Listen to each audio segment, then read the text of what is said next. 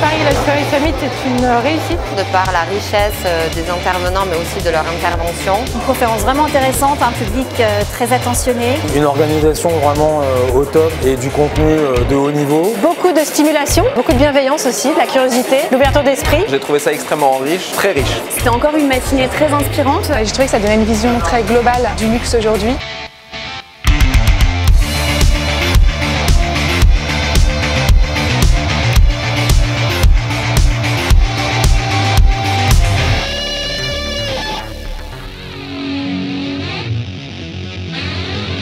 Ce qui est hyper intéressant ce matin, c'est de faire rencontrer deux univers, le punk d'un côté et le luxe de l'autre, de faire rencontrer la perfection et l'imperfection avec comme dénominateur commun sûrement l'énergie. On voit bien que c'est plus les produits aujourd'hui qui font vraiment courir et qui donnent envie. Ça va être vraiment l'émotion qui va être provoquée par une expérience, par une marque. C'était très intéressant de voir comment les marques de luxe se sont ajustées à des changements profonds de l'industrie, que ce soit les évolutions de tendances consommateurs ou de comportements de consommateurs. Et cette année, on a, je trouve, une prise de conscience sur l'écologie, l'environnement. On en parle beaucoup et on se rend compte qu'il y a de plus en plus d'acteurs qui en font beaucoup. C'est intéressant de voir finalement tous les enjeux auxquels sont confrontées les maisons de luxe, que ce soit dans l'industrie du parfum, de l'horlogerie, de la mode. On est vraiment sur un clash for future, comment être ancré dans l'air du temps et en même temps essayer de capter et de séduire les clientèles de demain.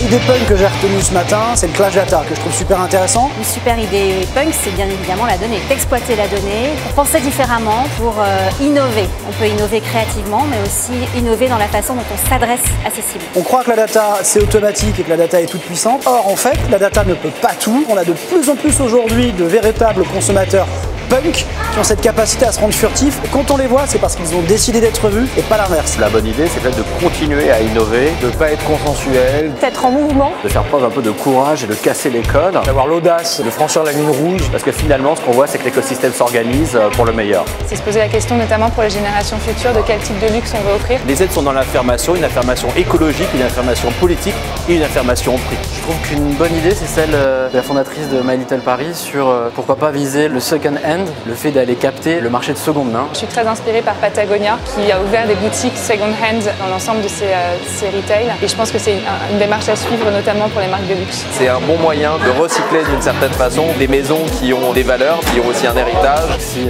Hermès, Dior, LVMH sont intéressés, je trouve que ce serait une super idée, ça serait dans l'air du temps en plus. On peut être passé, présent et futur et je pense que cette idée de renouvellement peut s'intégrer parfaitement dans le parcours d'achat et dans le développement produit d'une maison de luxe. Je pense qu'il faut continuer à conserver cette créativité, cette singularité et cette diversité pour le luxe pour les années à venir.